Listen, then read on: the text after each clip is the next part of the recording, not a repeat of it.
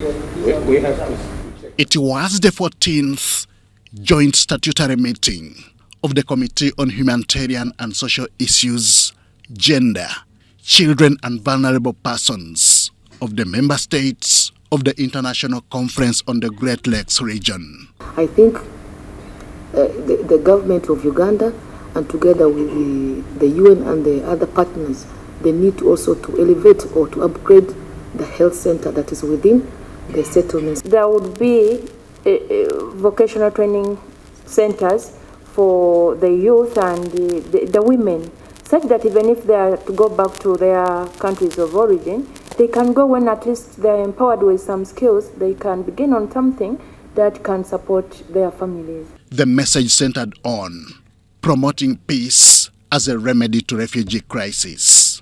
So as parliamentarians, if we keep on crying to these European countries, which have to save these people who have run away from their countries, why we are letting our leaders who are not maintaining peace in their countries, we are torturing our people.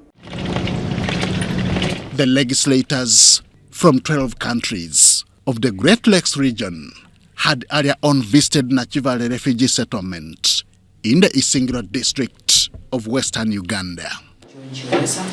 They shared with the United Nations High Commission for Refugees. Also, there are women who have lost their husbands, and constructing houses is a bit of a challenge, so they need support.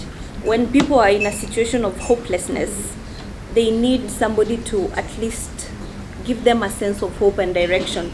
And this is where your office comes in handy. We are intervening in all these.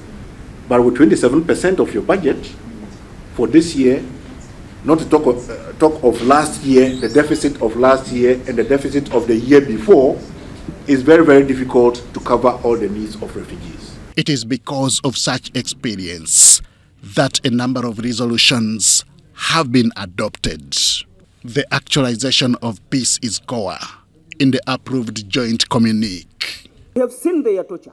Even if we are going to cry today, the government of Uganda has done its best. These donors are trying to do their best.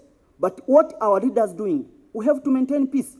The key to these issues is not to cry for water for refugees, is not to cry for construction of schools for refugees, is to maintain peace at our place. So that at least these people could go back to their country. Before you can engage in any discussion, you must first make sure that there is fire, the fighting stops. And that one is a mechanism that is normally employed, that has different stages, handled at different levels. With the two-day conference successfully ended, what now remains is implementing adopted resolutions. Henry Okrut, UBC.